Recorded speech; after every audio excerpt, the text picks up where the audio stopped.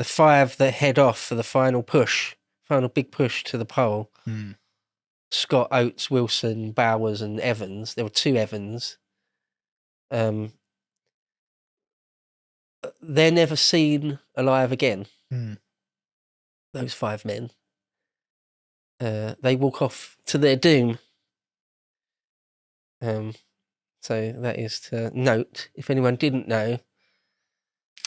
So what happens? This is Scott's doomed Terra Nova expedition to the South Pole. So what happens? But they do make it. So they head out, and apparently it's quite hard going. At one point, it's very, very easy going, but then it gets hard again.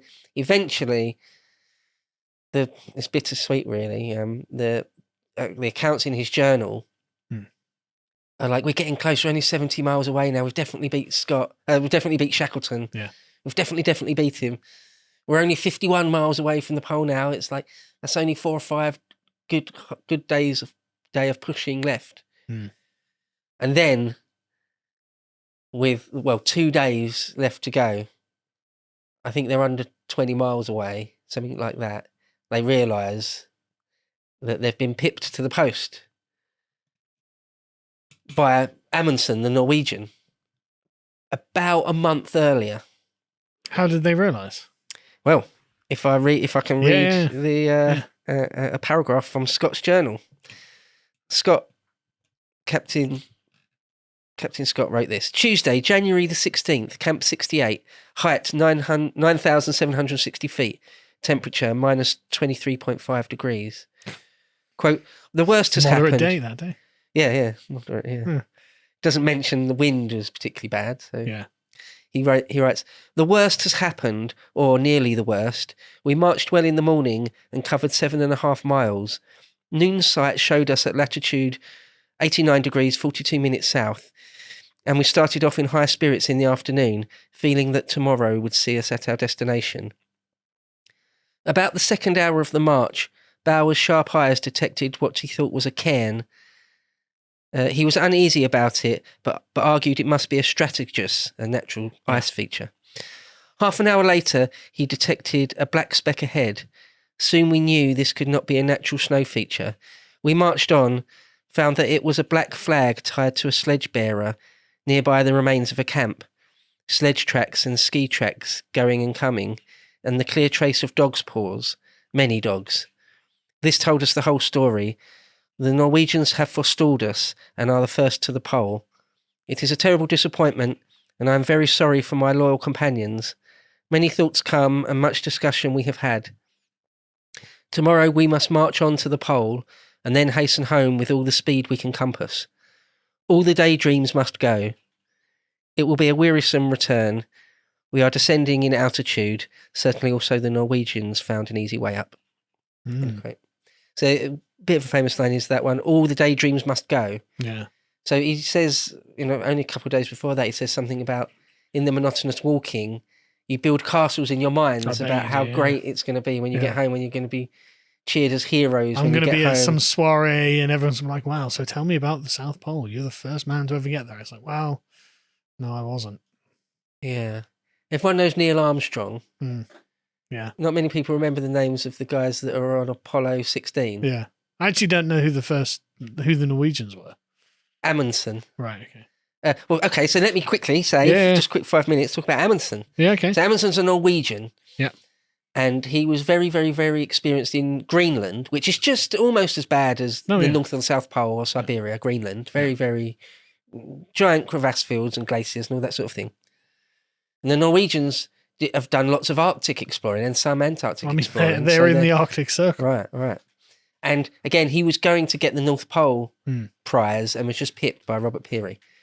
Now, he knows that not too long ago, only two years ago before, Shackleton nearly got to the pole. So someone's going to do it soon. Yeah. And they knew that the Admiralty was sending Scott down there again. So Amundsen had backers that were paying for a trip to Greenland. And he, without telling them, switches everything to go south. And he, in fact, sends a telegram to Scott when they're in New Zealand still, I believe, or when they're in the South Pacific Seas, just saying, going south. Like basically, it's So on. Scott knew he was in a race. Yeah. Right.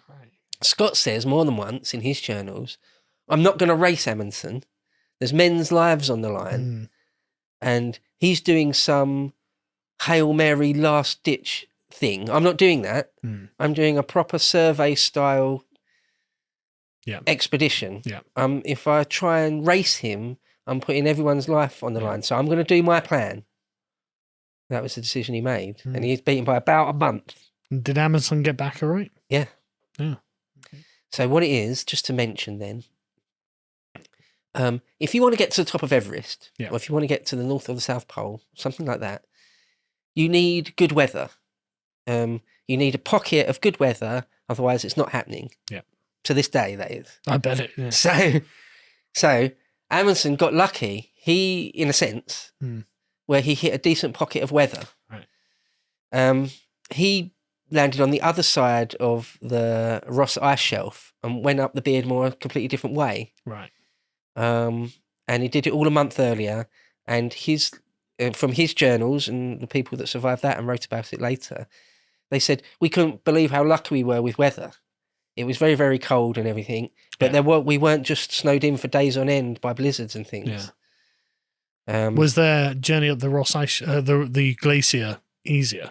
About the same. Right. Okay. But what they did is it was just dog teams. Right. And also, if you can believe this, most of our guys weren't expert skiers. They could ski a bit. But the Norwegians, who have to do this every year. Every single one of them had been in skis since a small child. Yeah. They'd worked with Inuit teams for years on end. Every single one of them. Every single one of them knew how to handle a dog team. Yeah. Expert skiers knew that.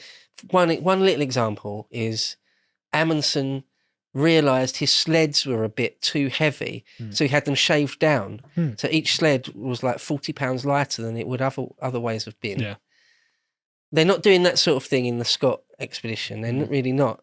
They're still taking with them to the pole loads of extra things they didn't need. Yeah. Yeah. Loads of extra.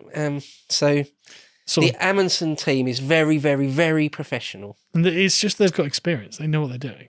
You know, people from Norway know what the ice is like and the snow is like. Like I said, they're in skis from childhood.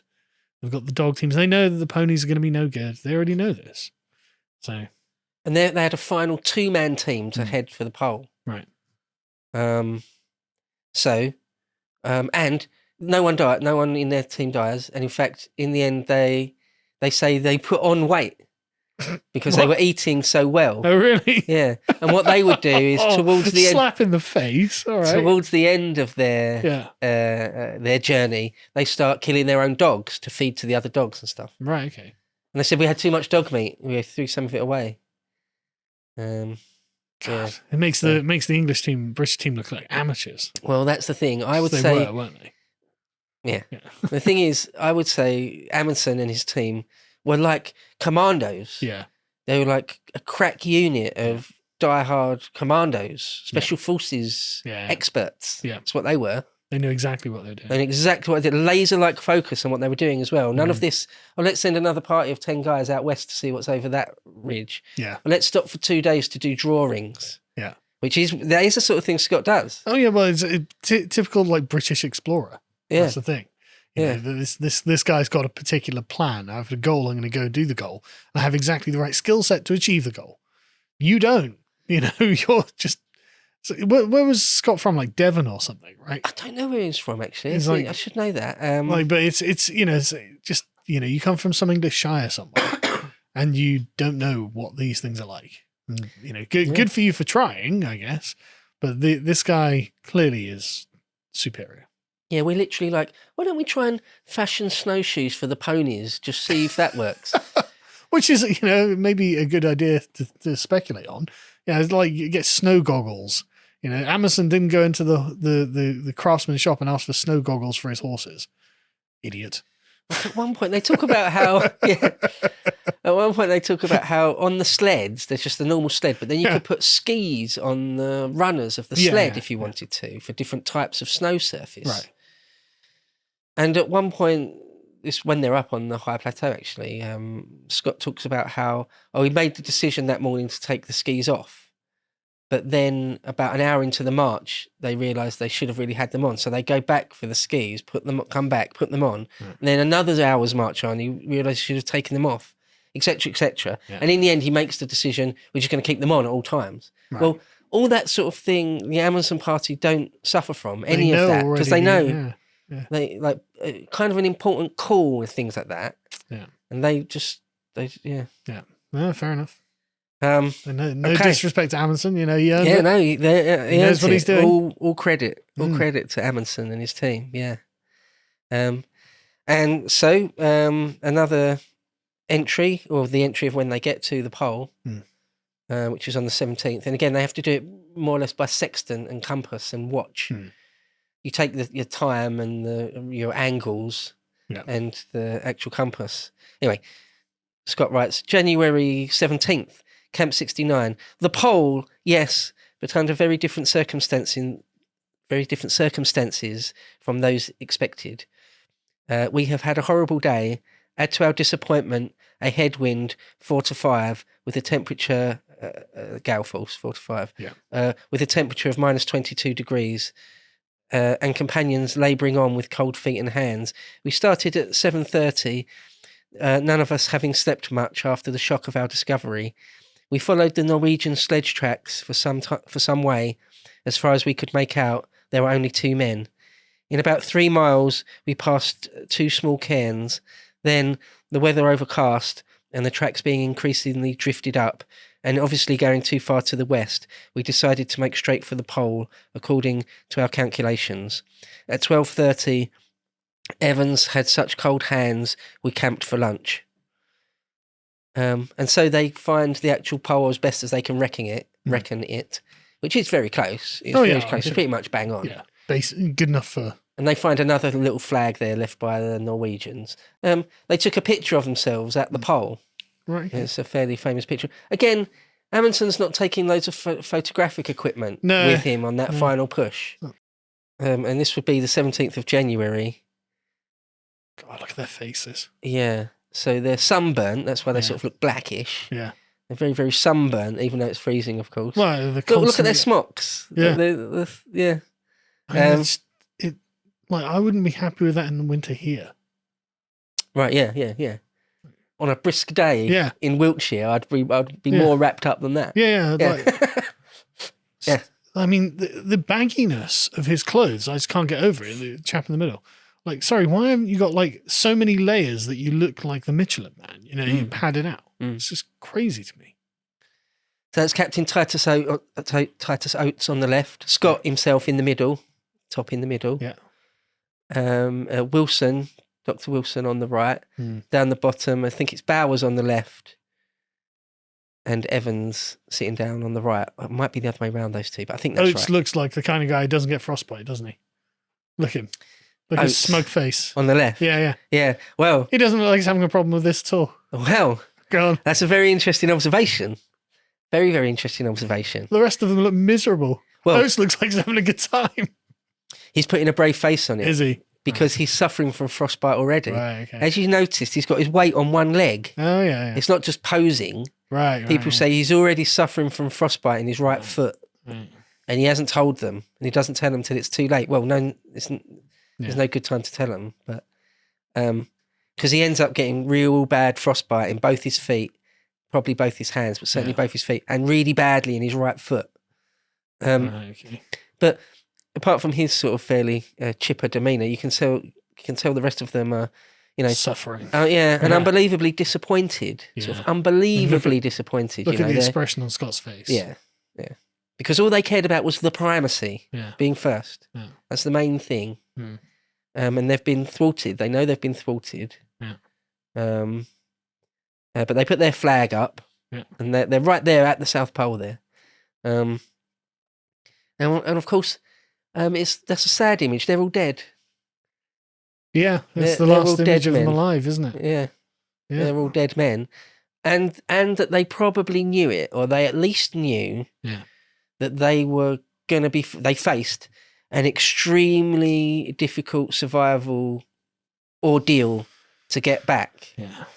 They knew that the odds were heavily against them to get back. They just don't look well equipped. No. It's, Like literally a woolly hat. yeah. Like It's just a woolly hat. You'd think they'd be wearing like some sort of waterproof skins on top of, because this is it looks like fabric. Like that's going to get soaked. I mean, I can see the soaking in the knees. Yeah. Like, what are you doing? Like, why don't you have some sort of oil skin over the top of that, like reindeer skin or something? So you've got the fur on the inside, and then the waterproof on the outside. It's just crazy. They get wet through all the time, they say. Because also when you're man-hauling things... You're sweating. You're sweating and you fall over loads. Apparently there's no way to avoid falling over. Of course, yeah. So you just get wet. But that's a very famous picture. But that's why you have waterproofs. Right, yeah. It's crazy to me. To watch the full video, please become a premium member at lotuseaters.com.